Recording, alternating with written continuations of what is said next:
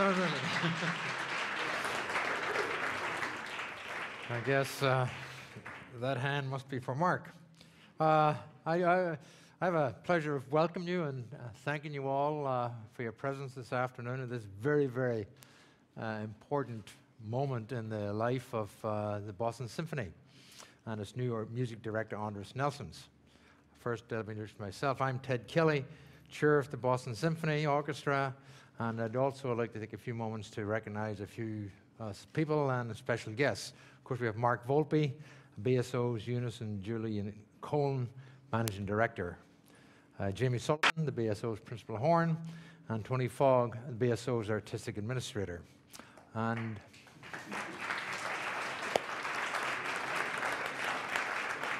somewhere we have the energetic, enthusiastic, and wonderful conductor, Keith Lockhart, the Jonas and Julian Cohen Boston Pops conductor. Keith, welcome.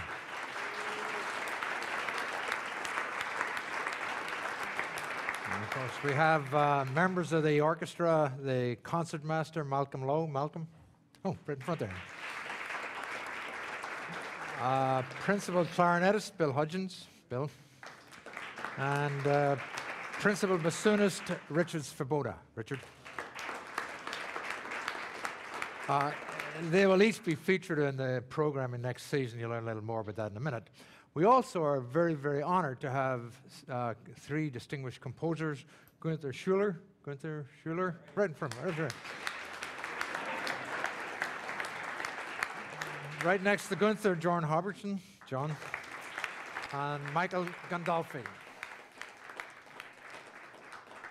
We have with us too Cornelia Schmidt, president of K.D. Schmidt, and Karen McDonald, vice president and managing director of K.D. Schmidt. They're very important people to us. They are the company that represents Andris and have become very good friends of Mark over the last year or two. We have, I do want to welcome the many trustees and overseers that have joined us this afternoon. Also, special guest Anita Walker, from executive director of the Massachusetts Cultural Council. And friends from the Boston Youth Symphony Orchestra, Project STEP, PALS Children's Chorus, and the Isabella Stewart Gardner Museum. Welcome them all. Thank you. And I don't want to forget the members of the press. Welcome. They're also members of Tanglewood Festival Chorus, and of course, the people who help us make all this happen, the wonderful BSO staff who are intermingling around. I do want a special round of applause for staff. They do a great job.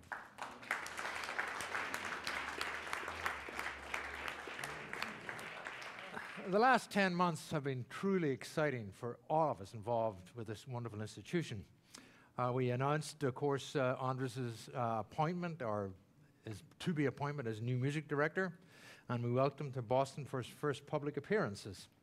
If you recall, it was topped off by a first pitch at a Red Sox game at Fenway. I do want to sort of digress from the notes to say there is absolutely no truth to the rumor that John Henry's conducting at the Holiday of the Pops was a straight-up trade for Andris pitching the opener against the Brewers. We welcome after back for a wonderful series of music subscription program with Wagner, Mozart, and Brahms. Each day we get a step closer to us actually assuming the title officially, and today is an important part of that path. We are all eagerly awaiting for the season to begin, and think of the footsteps that Andris will follow in. Those of Koussevitzky, Munch, Steinberg, Leinsdorf, Ozawa, and of course Levine. And we look forward to another distinguished music director. He will be the 15th music director since the founding of this orchestra in 1881, and we know that he will lead it to a thrilling new chapter of music making and interpretation, and will excite the audiences here in Boston, out of Tanglewood, and indeed worldwide. Ladies and gentlemen, without further delay, it is my great pleasure to introduce the BSO's Ray and Maria Stada Music Director Designate, Andris Nelsons, who will announce his...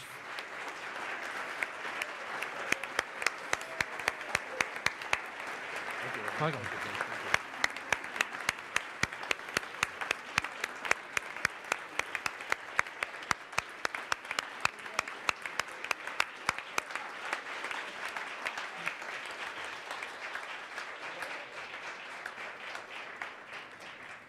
Andris's task is very simple.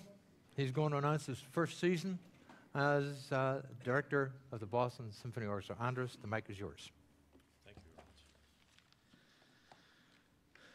So thank you, Ted. Thank you very much. Firstly, very welcome, dear ladies and gentlemen, dear friends, dear music friends, dear orchestra members, everyone who is here. It is a great, of course, privilege for me to be here. I'm quite nervous. We just came from the, wonderful rehearsal of wonderful piece of Salome. Unfortunately, one hero was out, headless, how to say, after the performance. But so we have, we are still in, in this atmosphere of a great Strauss music of Salome, which we'll perform tomorrow. But of course, firstly, I welcome you very, very much because I wanted to introduce you to our first season together, and just shortly try to go through the ideas and the reasons and some repertoire and why these programs and why these composers and so on. So, firstly, as I told already earlier when we in the last year, I think because of my historical background, my educational background, there are several directions which have influenced me as a musician and as a conductor. And therefore, of course, one big influence was always, of course, the Slavonic music. In Slavonic side, it's Russian music. It's Tchaikovsky, Shostakovich, and Bartók, and that part of the world.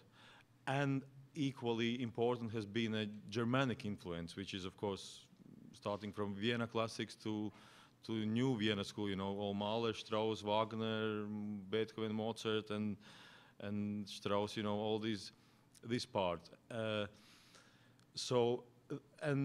From one sense, this is a direction, of course, we are very much following. Also, in our first season, of course, there are so many pieces, so many composers we would like to present in our first season already, but it's not possible because there's so many of them, so many I love, so many we love, that it's just a few we can put in the first season. So I would say the first season is, for me, it's introducing myself to the orchestra, to get to know orchestra better, to enjoy the world-class quality what the orchestra has, and to just to enjoy driving the Ferrari, which I've got now, and this is I don't drive, but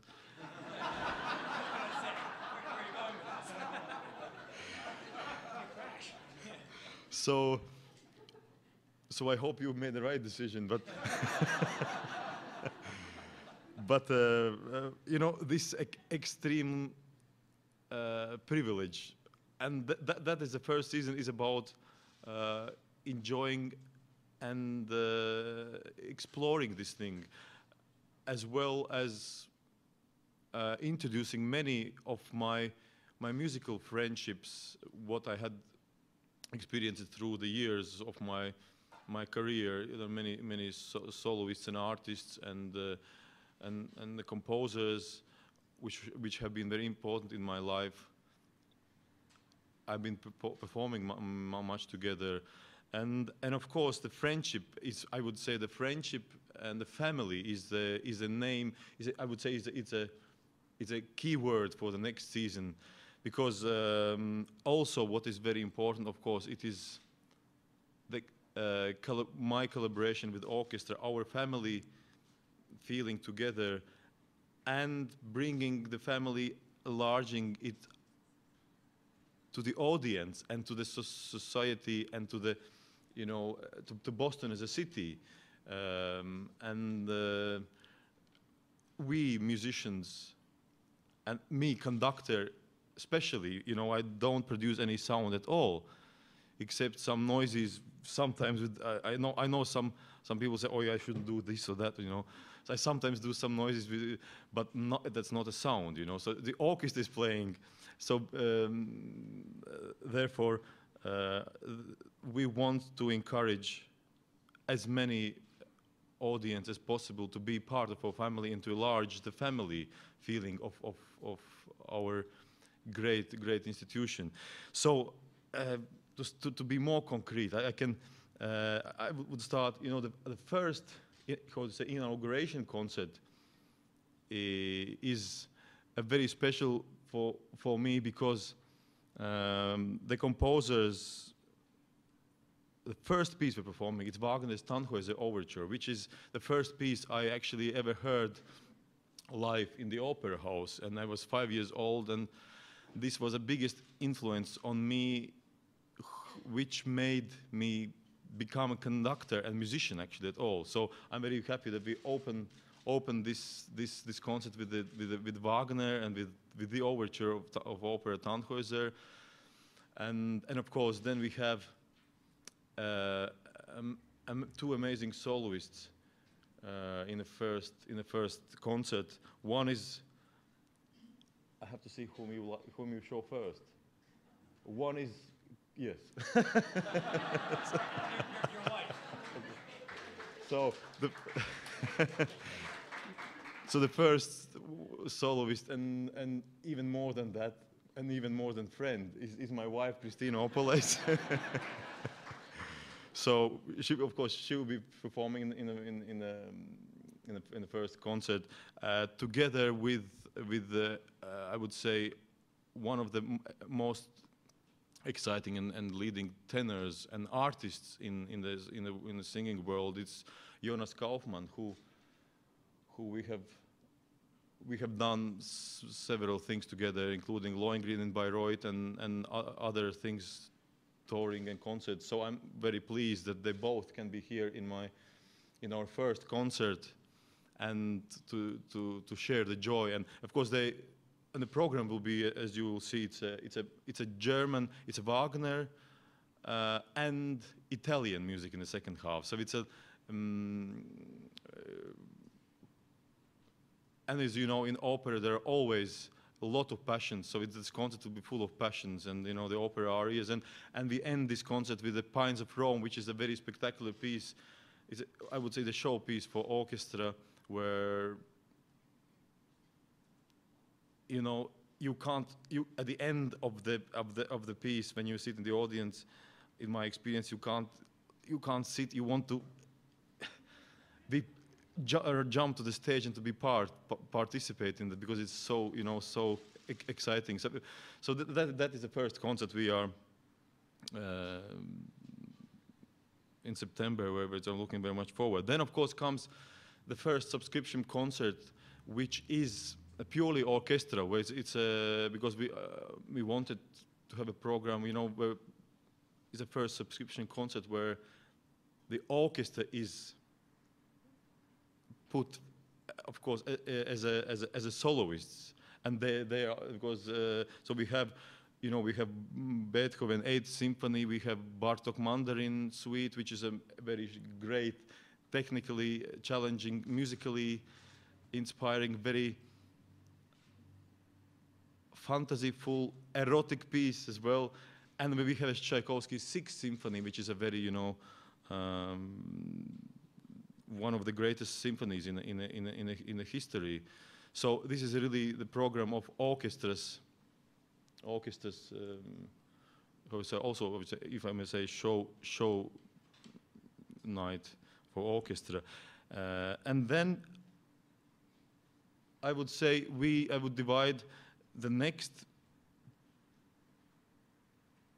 blocks, if I may say, when I'm here with the orchestra. It is the first Slavonic Scandinavian block where we perform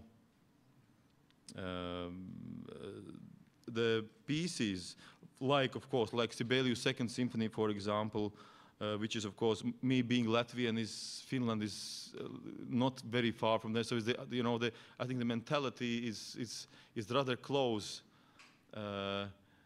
except the sauna part. We don't have so much sauna than in Finland, so it's so therefore this is that's one of the composers, Sibelius' Second Symphony, which we will be performing in this part. Then, of course, I have a lot of friends and musical friends, musical partners. I have performed a lot of music together, and of course, the soloists. For example, Baiba Skride, who is also Latvian violinist, great violinist. You have seen her here. You heard her. She's played Shostakovich concerto. And next season, she is performing Gubaidulin Offertorium. She's a Russian composer, one of the most famous and most deep and most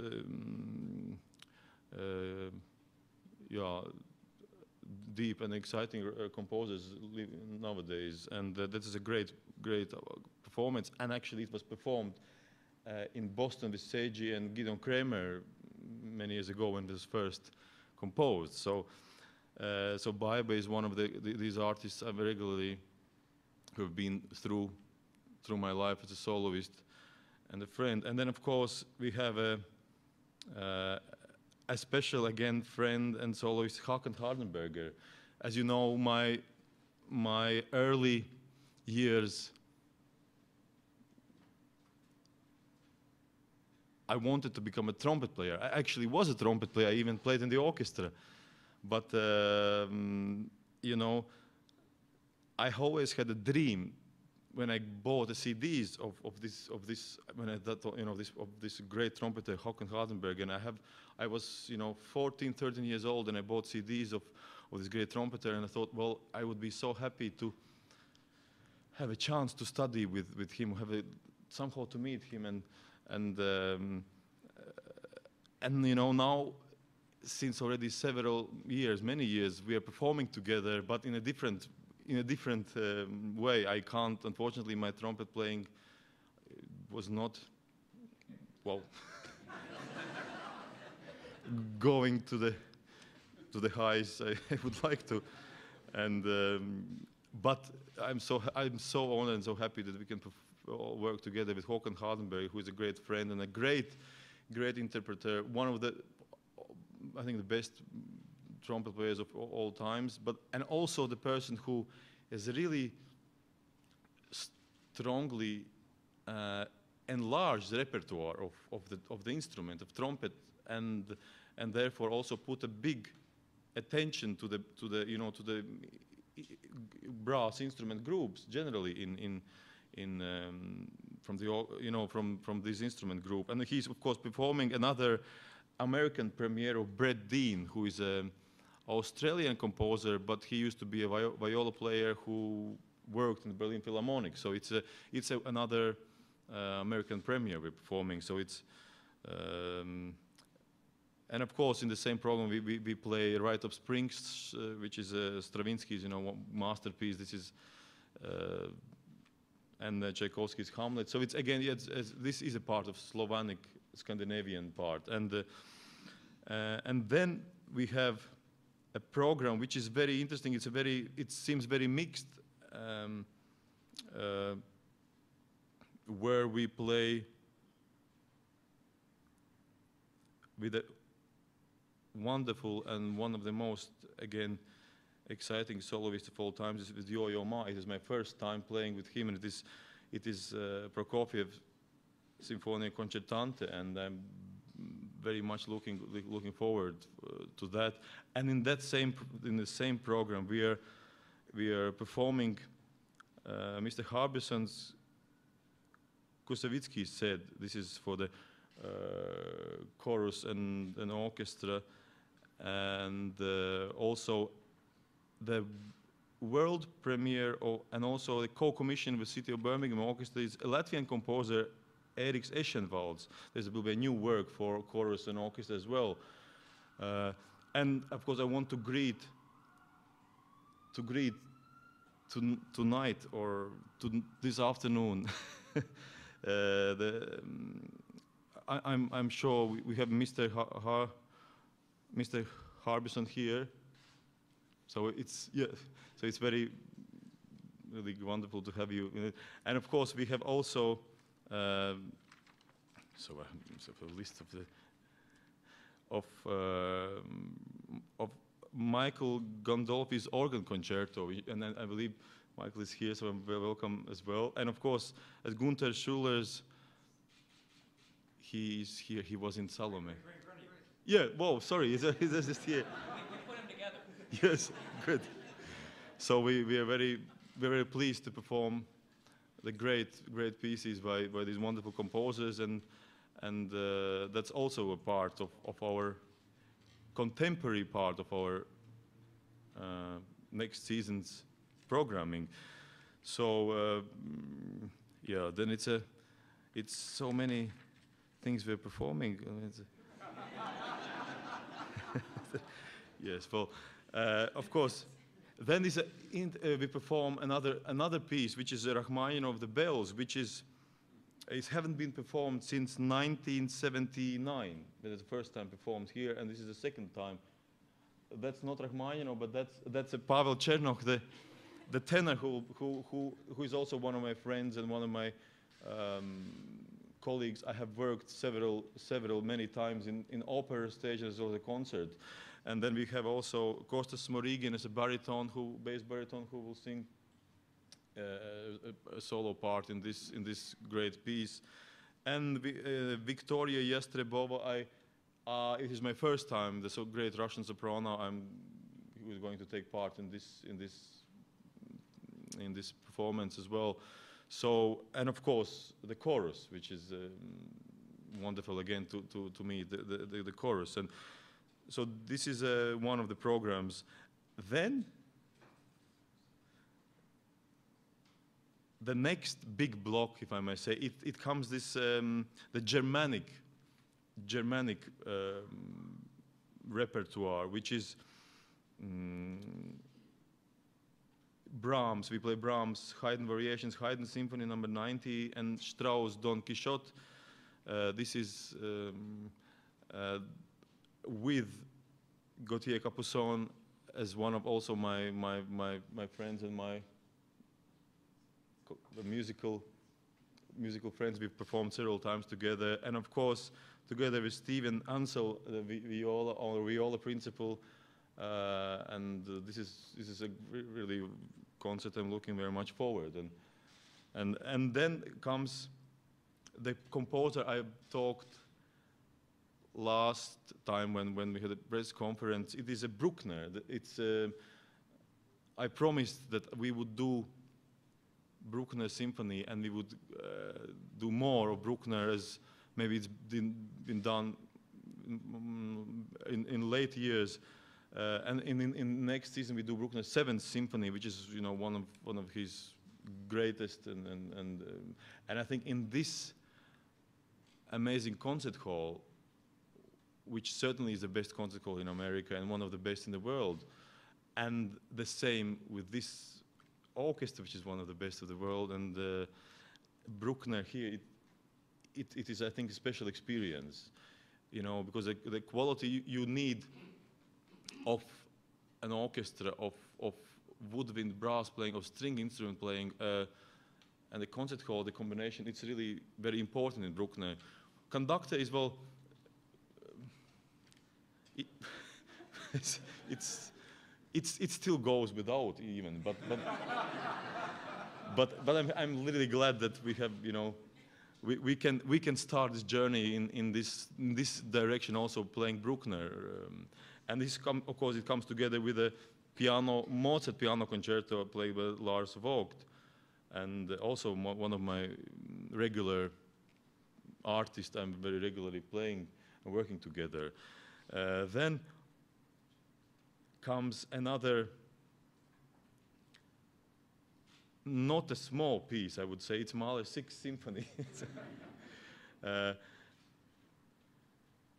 There's, several reasons. Of course, firstly, he's one of the greatest symphonic composers, as we know.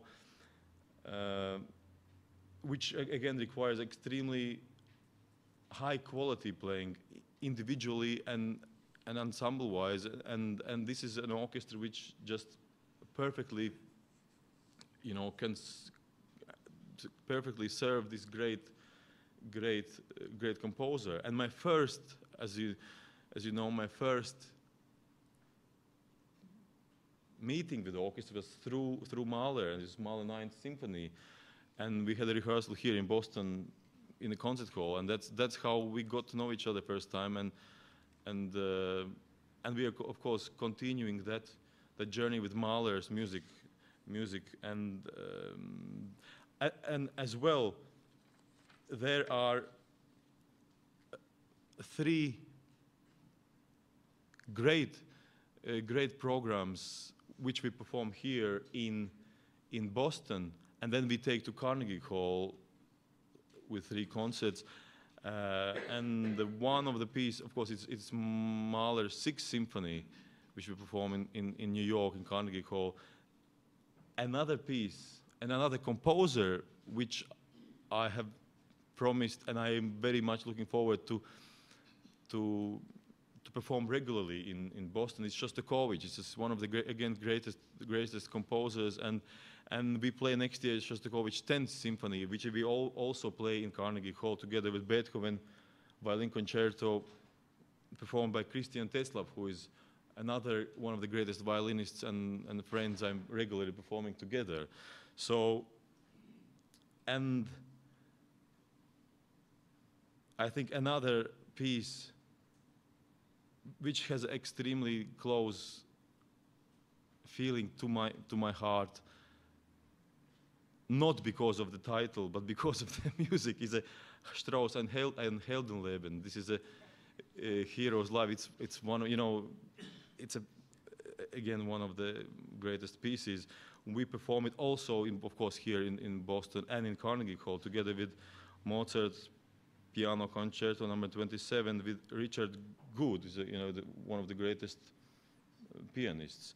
And of course, this piece, Heldenleben, as of course any pieces, but this is, I'm so glad that we can, there are 2 orchestra, very important solos in the orchestra, which is the concertmaster, the first violin, which represents in this piece the Strauss' wife Paulina, and it's a very capriccioso, very like ladies can be.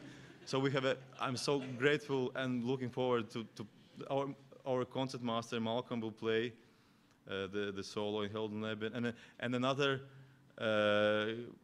great solo part which it has is Jamie is our first principal horn.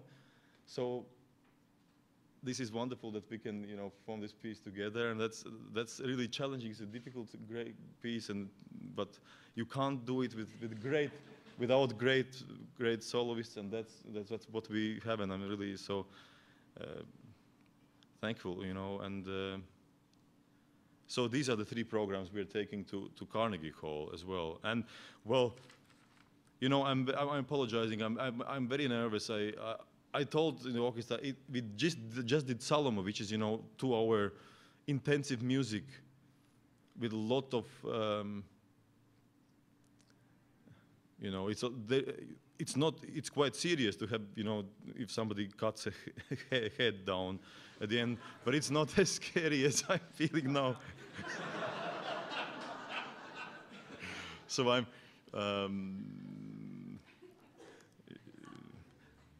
I am looking forward. I think I'm better on this when you see me, not this side, but from the other side. I believe. So just looking through of course, I also want to mention. Is a very important thing. Of course, is a Tanglewood. Of course, this coming summer is already announced, the programs, as you know. But and I'm there doing several programs, and which is wonderful. And then we already, I'm looking already to the next summer, which is summer 15. And of course, I cannot announce the programs because Mark will not will not approve it probably.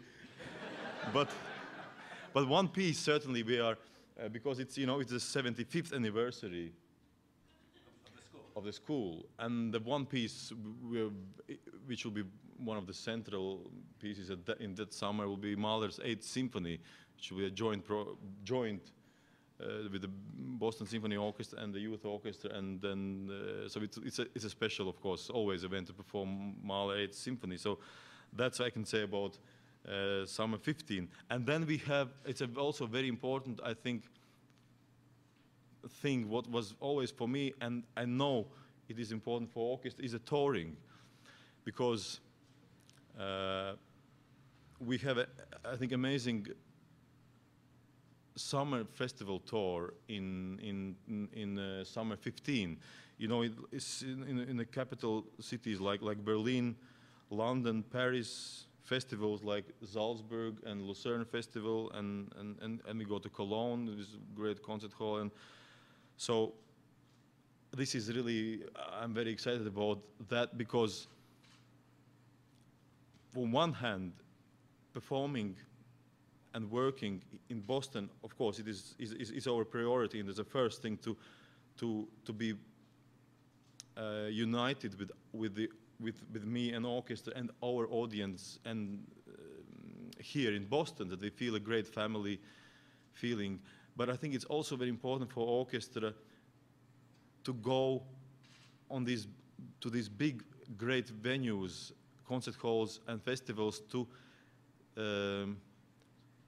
just simply to show what we can do and how we play music, and then the people can see how great the Boston Symphony Orchestra is. Of course, they know that, but there's a lot of expectations. When I talk to the promoters, or I see the promoters in Vienna or in Salzburg or Lucerne, they are really waiting and expecting and waiting for us to come there. And this is a very big part of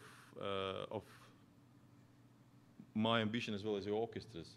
And it also simply develops the chemistry and the music making and the family feeling between the conductor and orchestra and orchestra musicians together. Because when you play several concerts with the same program in every day or every second day, and you grow together, and to perform in different concert halls, it develops orchestra really both technically, musically, and humanly. And then when we go back, we have an extra energy to say, yes, we are back, and now we want to show what we did there, and then the audience can say, yes, they have improved, or there's some new color came. So I think this is very important ambition also for us. And of course, this is the festivals and the tour which is already planned, and by Concentration Schmidt, which is has planned these concerts. But of course, we have also ambitions to go to Japan, which is of course, which is one of the I think very important and amazing territories, Far East, and Japan, China, and Korea, Far East, to go to perform there, and also North America, other cities. You would like to go besides New York to other cities, as well as South America, and even Australia. It would be nice to go, So it's anywhere we're not going. so. Yeah, and of course, regularly go to Europe, like to what we will do, and to these musical capitals like Vienna, Salzburg, Lucerne, and so it's Berlin. So, well, that is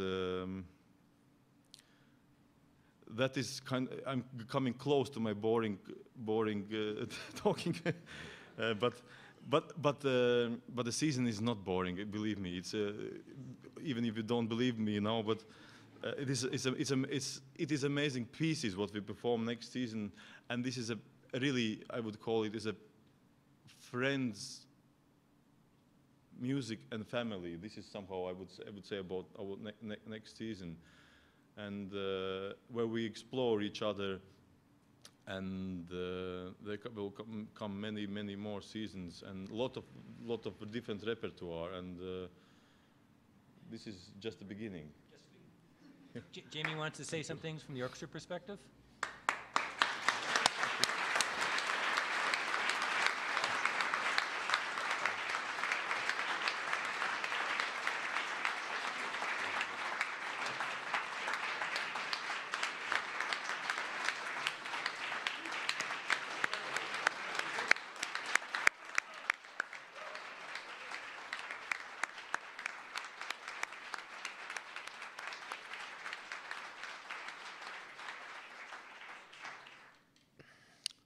I'm very flattered to be compared to a Ferrari. And I've been sitting here alternately listening to Andris and trying to figure out what component I might represent. I think it's a very interesting analogy for an orchestra, actually. I did maybe want to mention very briefly, sitting up here, I can see a number of our trustees and overseers have made it to this press conference, and didn't get a real mention before, but as most of you must know, they are absolutely integral to making any arts organization function well, and we have a particularly great group of them here.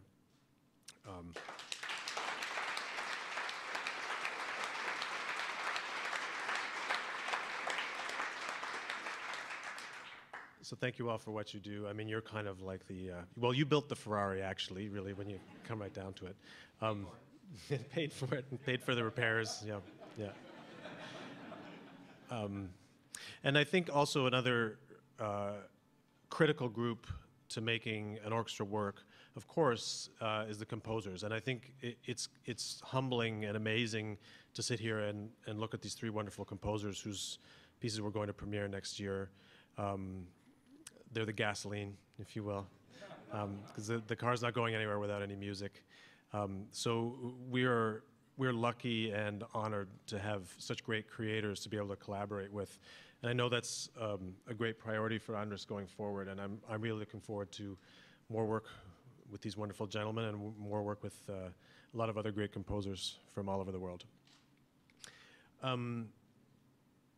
Andris speaks a lot about friendship and family, and I know that his warmth and his personable nature are things that immediately drew all of us to him when he first appeared on the podium and when we spent some time together later on. And of course, his impeccable musicianship is the most important factor to us all being here today. You know, as he mentioned, we were rehearsing Salome this morning, which is terrifyingly difficult for everybody involved.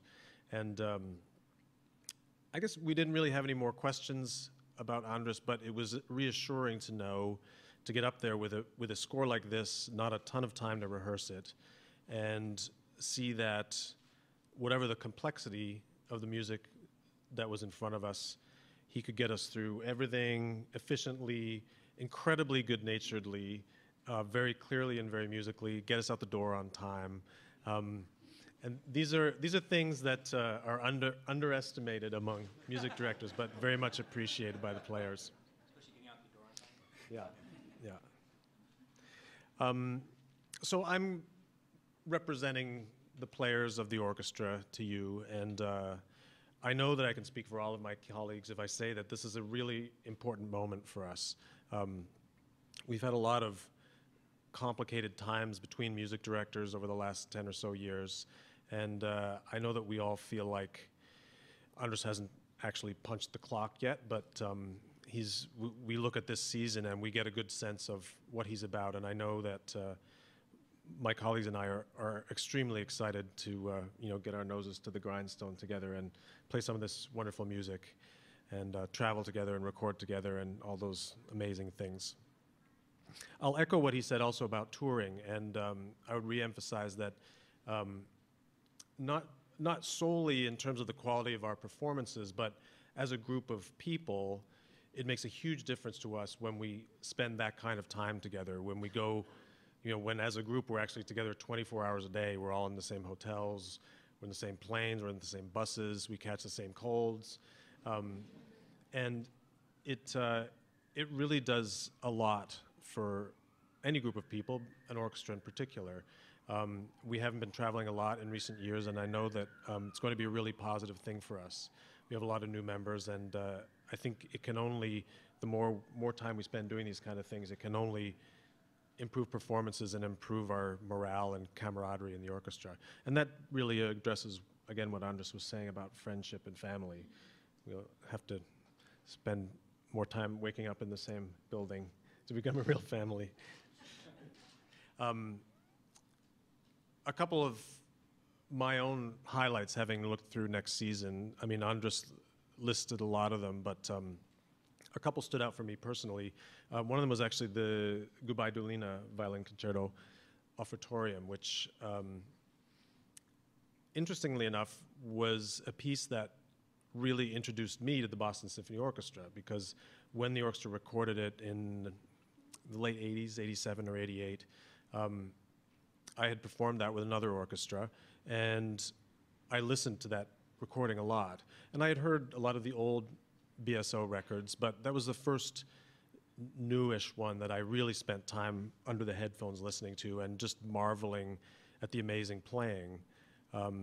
So it was important to me in my relationship with the BSO, and also because I think it is one of the great masterpieces of the violin solo repertoire of the last 50 years. I think she's a brilliant composer. I've met her when she's come here with other works, and that's something I'm really looking forward to hearing and performing with Andris.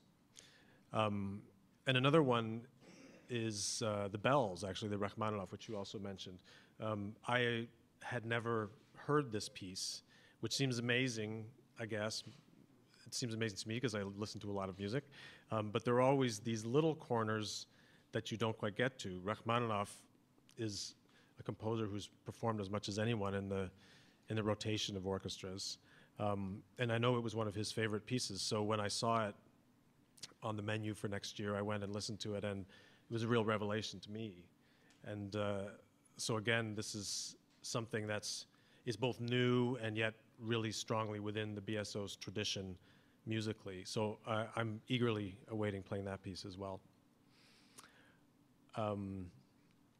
And another thing I guess that jumped out for me is right at the end of next season, we're performing with Maria João Pires, who many of you probably do not remember as a live performer. Because it's been about 20 years, I guess, since she was last here. And I did have the good fortune to perform with her in the 90s a number of times, and she's just one of my absolute favorite musicians, a real genius of the piano. So it's great that she's going to be back, and I'm looking forward to that a lot. When I joined this orchestra 15 years ago, I was the youngest member of the brass section. And 15 years, I don't know, for some of you it seems like a long time. It seems to have gone by rather fast. But I'm now one of the oldest, or let's say senior members of the brass section. There's been a lot of turnover, a lot of change in the BSO in those 15 years. It looks very different, it sounds different, and it's really thrilling to me as a senior member to meet all these wonderful young musicians. I mean, of course they're talented and of course they're great players, but the kind of imagination and passion that they're bringing to this orchestra is actually something really new. It's a real change, and it's going to make a huge difference to all the many things that this orchestra can be in the coming years. And I think that kind of energy and passion really needs a focus. And as a focus, what we need is someone with as much energy and passion and charisma and talent to kind of take the BSO all the places that it can be. And I'm very sure that we found that person in Andris Nelsons. So I'm tremendously excited about this upcoming year and all the years to come in the future, and happy to be part of it.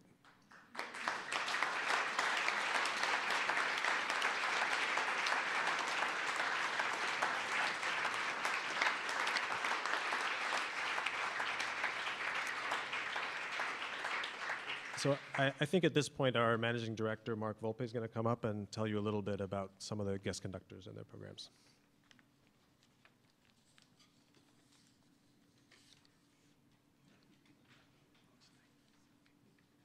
I think we've learned quite a bit in the last 45 minutes. I learned that you don't need a conductor for Bruckner. That was good for future reference. I know you want to get to your questions for Andris, but I just wanted to offer a few additional thoughts. Throughout the year, we're going to be spending time with Andris, connecting him to the various communities and constituencies that make Boston such a unique, special place. And in fact, we've already, picking up on Ted's theme, the Red Sox have already asked about your availability to pitch certain games on days you don't have concerts, but in all seriousness, we'll be introducing Andris to the Boston community on the 23rd in a big gala that'll have a whole variety of program offerings, and certainly Kristīne and hopefully Adriana, see if she can stay up that late, will be part of that, his 2-year-old. And then every block of time, we're hoping to have a few activities that'll connect him, whether it's to the educational institutions, the civic, the community groups, and that'll all culminate in an open house. We're going to be having on April 12th here in the hall, where the hall will be open all day, free to the public. We'll have the orchestra, we'll have our Tanglewood Festival chorus, there'll be a few other choruses, there'll be a myriad of other musical activities in all the rooms surrounding the auditorium. And so we haven't done that in a while. We think what better occasion than to celebrate Andris's first season. You heard Andris sort of outline his campaign to take the orchestra to the world. He left out Antarctica, but we covered everywhere else. That all is very exciting, and we have plans for a few years. I'm sure some of you are curious about media, and we've had a very series of fruitful discussions with some potential media partners. The details are yet to be fully confirmed and fully fleshed out, so we're not going to have any further comments on media plans at this point, but rest assured, when we have things sealed, you'll be among the first to hear. In terms of the remaining programs that don't feature Andris, we've been very, very fortunate for decades to have really significant relationships with some of the leading conductors of the world, and Andris has embraced this legacy, this history of this orchestra. So next year, we've invited 4 very senior, very well-known conductors to spend 2-week residencies with us and really specializing in repertoire they are particularly known for, starting with Christoph von Dokiani. He will be here for 2 weeks, featuring 4 Mozart symphonies and a few works of Richard Strauss. Raphael Frubeck de Burgos will be leading 2 weeks, one featuring a Nielsen 4th Symphony, the other a Brahms Requiem with Bren Terfel and Rosemary Joshua. And of course, we're continuing, I think this is the last year, Tony, we have one more year? One more year, I'm off a year, of Charlie Dutoit, who's really been focused on early 20th century works, and he'll be doing two weeks of programs, including, I think, the BSO premiere of Szymanowski's King Roger. And of course, Bernard Haitink, our beloved conductor emeritus, will close the season and do some of the things he does better than anybody, German, French, and even an English composer. There are 2 themes that I just wanted to take a moment to comment on that sort of run through some of the guest conductor programs. In February in particular, we're going to be presenting a series, 3 weeks of concerts that showcase some of the magnificently dance-inspired programs of early 20th century music. Debussy, Milhaud, Poulenc, Prokofiev, Stravinsky. These are all composers, as you who all know, our Boston Symphony history, that were championed by Koussevitzky in his 25-year tenure. And those programs will be led by Stefan Deneuve, Vladimir Yurovsky, as well as Charlie Dutoit. And then you heard me reference Mozart. In addition to the symphonies, I think we're doing 5 if you count Bernard's weeks. We're going to be doing 5 piano concerti, led by various conductors, but played by Christian Zacharias, Lars Vogt, Emmanuel Ax, Manny, as we all know him, Richard Good, and you heard I think it was mentioned already, Maria João Perez is going to be playing with I think, Bernard. One of the last things I'll say about the programs, and we're so happy, I echo the sentiments expressed Jamie to have, you know, Gunther, John, and Michael here, because they've been so much part of the fabric of the music community, not just here in Boston, but throughout the world, and certainly part of our legacy. And we have continued in you know, the spirit of Kusevitsky and others to commission great composers. You know, first and foremost our Boston composers, and Michael's piece is a BSO commission that'll feature this incredible orchestral organ we are so fortunate to have here in Symphony Hall. But we also have a co-commission that we are doing with the London Philharmonic, featuring a piano piece for Harrison Birtwistle that the pianist Pierre Laurent Aimard will be playing with Vladimir Yurovsky leading. So these are just a few of the highlights. You have all the materials, and I also want to acknowledge they have some people that in this room that make all of this possible, the great benefactors, and I'd also be remiss if I didn't note that EMC and Bank of America once again very generously are sponsoring this upcoming season, as they have for the past few. So we're very fortunate to have individual benefactors and corporate sponsorship like maybe no other orchestra, certainly in this country. So with that, I don't know if Tony has any other thoughts, or maybe at this point we open it up for questions, and since this is a live webcast, we'll either Tony and I will repeat the questions so that they'll be able to capture it over the World Wide Web. Questions? Ed? The LA Philharmonic and New York Philharmonic have gotten a lot of attention for their outreach to younger audiences, and I wonder if you all have talked about BSO doing anything similar. The question is, LA Philharmonic and New York in particular have organized programs and other initiatives to reach out to younger audiences, and what is the BSO doing in that place? Maybe if I can, you know, we can talk a little bit about programming. I'll talk specifically about programs that have been initiated by our marketing program, where we have partnerships with a variety of colleges and universities for college cards, and I think there are thousands of kids who have accessed that program. We also have a program for young adults. People under 40 can access $20 tickets, that program that Ed Lindy initiated when he was chair of the orchestra, and so we continue to try to address the financial barrier. And in terms of programming, we've introduced a Friday evening series where specific players, and it varies from week to week whenever we do these, individual players kind of set a context, introduce the piece. It's a series that's targeted for younger audience, and I think that's been borne out a little more accessible, a little bit more personal. And beyond that, I think I plan on spending a lot of time working with Tony and Andris, and that's certainly something that we can learn from other orchestras. But we've been very fortunate to have actually quite a few young people in the hall, and continue to know the need and desire for that. Lloyd? Lloyd, I know Lloyd. Mr. Somerville mentioned very glancingly in passing something about recordings. Any news on that front? I think we've talked to a few media companies. Certainly there is enormous interest in Andris here and abroad, and so we've taken the initiative on our own in the interim and formed our own recording label. We've taken some of our media destiny and had some success, and in fact won a Grammy, one of our for the best orchestral performance is the Daphnis recording.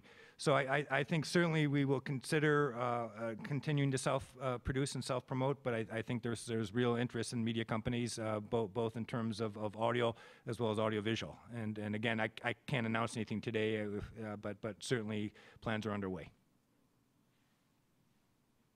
Questions for Andris? We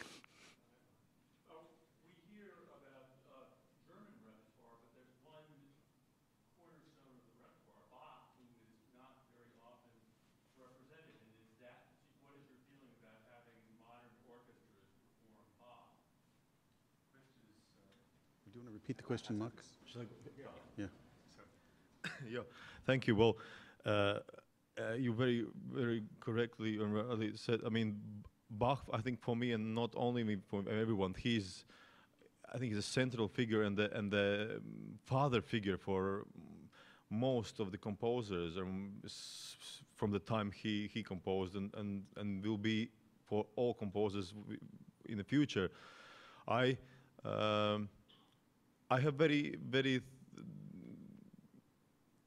interesting thoughts in myself, because you know I was performing Bach as a performer, as a singer. Well, you couldn't judge it.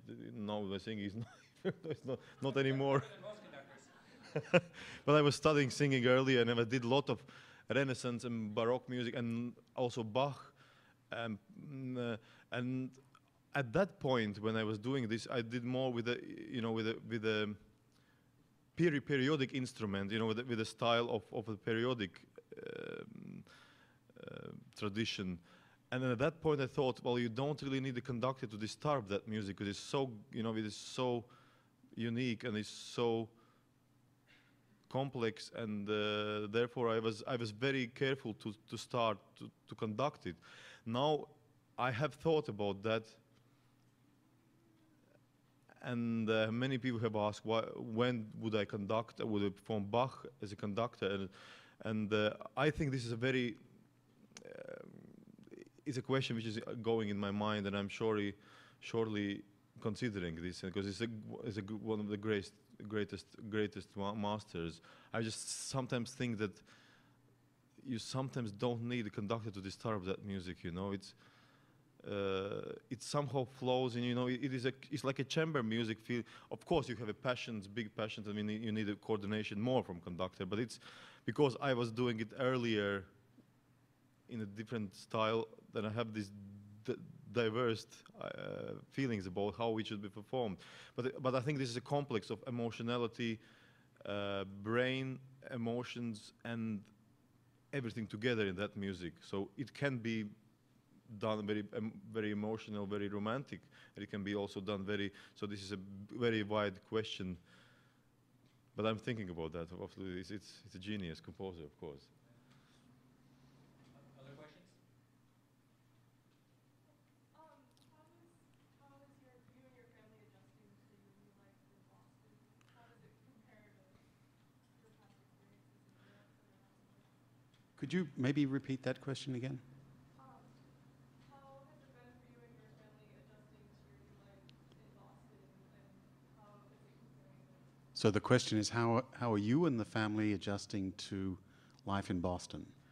Yeah, well, thank you for the question. At the moment, the family is still at the moment they're in Riga, and they're, you know, my wife is as an opera singer. She's traveling.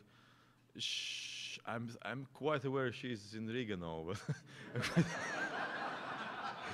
but but she was in Munich for 2 months. You know, there's two productions in Munich opera, and our daughter was there. Then she comes to the Met to sing, and then she goes to Covent Garden. So it's a lot of traveling. So at this point, we haven't yet set in Boston. So it will be, of course, I think next season, and then we find a place to stay. And of course, I mean, our lives are a lot of traveling, obviously, but there will come a time when, you know, when the daughter has to go to school, and then it's to set. So, but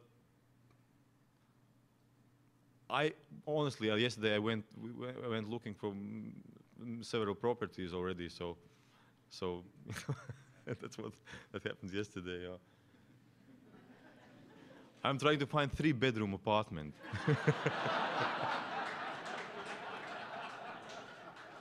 Any offers? Other questions?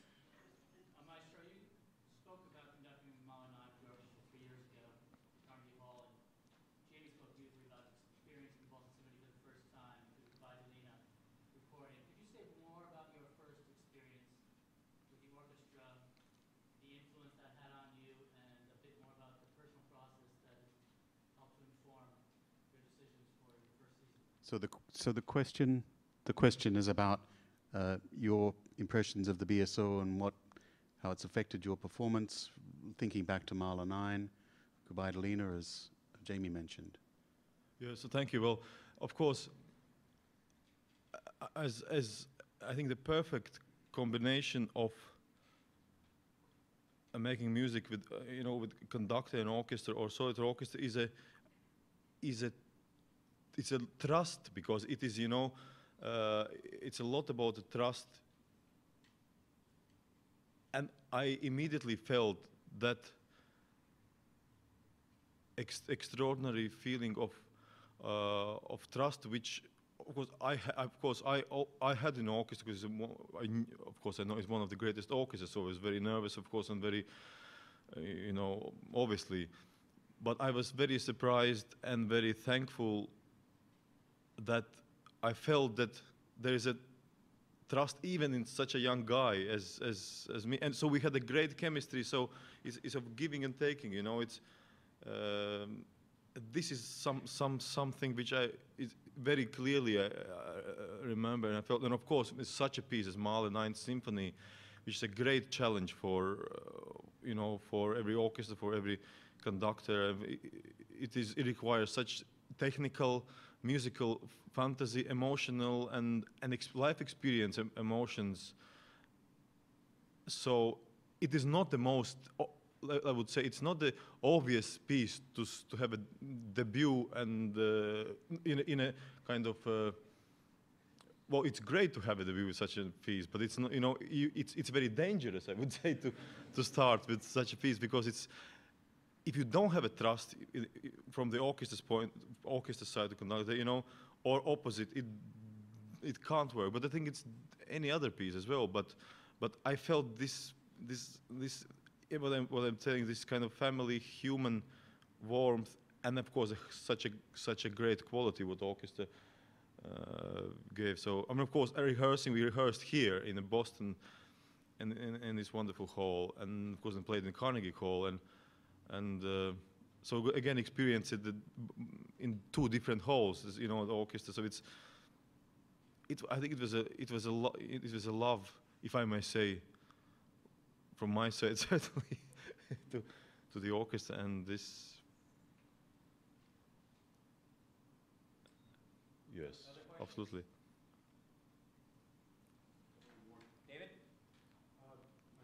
You've conducted a number of American orchestras. How does the BSO differ from the other orchestras you've conducted here in the States? The question is, Andris, you have conducted various orchestras in America. How does the Boston Symphony compare with other American orchestras that you've worked with? Yes, well, firstly, I actually haven't conducted so many American orchestras, but I've conducted of course, several orchestras before, and for me, as a European-born person, obviously, you know, and with the education of, as I told you know, the influence of Western and Eastern Europe, and the tradition of European movement, Boston Symphony Orchestra are extremely close, because I think this is one of the most strongest European tradition, because it is such a it's one of the oldest cities with a and that of course brings a great tradition, and the orchestra is you know, it's one of the oldest orchestras, so it means there's a lot of tradition, and the conductors who have been here are, you know, such a great number of great conductors who have also have European roots, and therefore I feel it like at home, you know. It's so this is a combination with extremely high technical perfection and qualities, but also very, very deep emotional understanding about the music and essence of music, and what is very important for me, and what is the most important for me, it's that the orchestra they are interested and focused on what is between the notes. Why do we play? What is the reason of playing? It's not only playing it louder, softer, or which is obvious things, which of course every orchestra needs to do, but it's the, you know, the emotional background of why we perform, and I think that's very important. And it comes together with a great sound again, great quality of sound, which is around, and this is not forced. It is very. I mean, it's a great qualities of of brass players, of woodwind instrument and strings, all groups, percussion, is all, which is very close to me, to my understanding of the orchestra sound and orchestra function. It is emotional. It's emotion. It's a intellectual and emotional combination, which is very important, and that's what certainly orchestra has. Because for me, without emotional input, I mean, it wouldn't work to make music in a different way. You've also told me that you can make a beautiful sound in this room. This, part of the sound of this incredible array of artists that we have in the Boston Symphony is the quality of the hall itself, and you don't have to force. It just happens. And of course, as you know, it's amazing concert hall. It is it's a best in the United States, and I think that many people and the conductors and the musicians say that Boston Symphony Hall, Concertgebouw, and Musikverein in Vienna. There are three. You can say the best concert halls with the greatest personality of the hall and the sound. But I think the orchestra, of course, this is very much to do with the hall. But I would say it is also the quality of independently from the concert hall. There is this sound quality and understanding of music making, which is not only to do with the concert hall. It is not the harsh playing. It is understanding of style, obviously, and it comes from the great tradition and of great quality of musicians, of course. Last question? I'd like to know, 15, 16 and beyond, whether we can expect any more opera. We're very excited about tomorrow. You have vocal music in you and in your family. Can we expect more of it in future seasons? And the second part of the question is, do singers ever wish you were in a pit? Yes. Yes, certainly. About opera, of course. For me, it is I started as an opera conductor. My first music directorship was in the Riga Opera. And I started to play trumpet in the opera orchestra before that, and then a conductor. So my background is very much connected to that. And I think as we perform opera concert version tomorrow, I can promise there will be more, certainly, I think. And I know that I think for symphonic orchestra to play opera, and opposite for opera orchestra to play symphony music, I think it fulfills and develops and opens new dimensions of understanding about music making and the ways it can go, the flexibility. Because, of course, when you perform opera with singers, it can never go metronomically. It's not possible because it's to do with the breathing, and you always have to sometimes take time, and sometimes, like today we had a little bit, but so it is to do with breathing, which again develops I think the chamber music feeling and listening to each other in orchestra, listening to the soloists, and to adjust and the flexibility. Of course, if I understood correctly, some singers might wish that I would be in the pit, so it's not too loud, isn't it? Okay. Well, I'm not saying that. I want the singers. I could imagine. I mean, of course, this opera like Salome is extremely. I mean, it's so symphonic. It's so. It's so demanding. It's technically just on the border. But of course, I think if you ask that question, if you ask to this, it's very interesting again. If you ask a singer to listen for the balance for the opera and you ask opinion, they will always say orchestra is too loud. If you ask the orchestra musicians, they say, maybe the horns and could be more, but that place, and then I'm a bit, of course, cynical, but there is certain part. I think that it is a combination, in my opinion. It is particularly if you talk about Strauss and Wagner and maybe Puccini, or it is a. It's not accompaniment and. You know, I mean, it is a. How you call this? Joined together, you know. There are moments when the singers come. Of course, you have to hear singers, but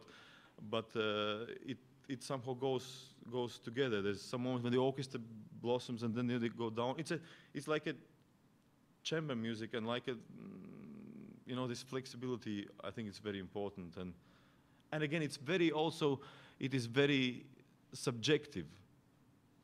Some people say, oh, you know, it's too loud, it should be, but you know, if you take orchestra down and you can have a pale, you know, I think there's so many colors which need to be heard, but of course, the voice is, in opera, it is, of course, in a way, priority. Without that, you don't have opera as well.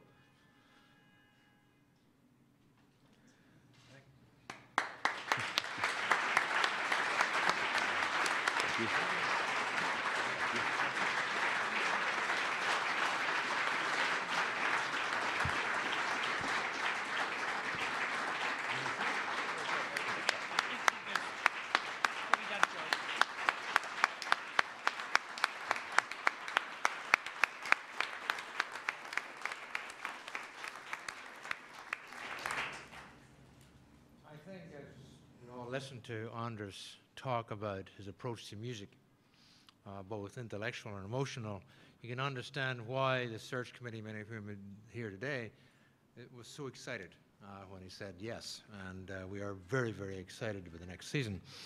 Andris did touch on one thing, and I do want to, if some people are not here, to have wonderful performance, you need obviously great music, great players, and a great conductor. But one other thing Boston has are great audiences, and great performance require great audiences. So in advance, I thank the audience for the support. I look forward to growing the audience, which is one of the things Andris welcomed. And I want to thank you all for coming today and sharing this very special occasion with us in the BSO. Thank you.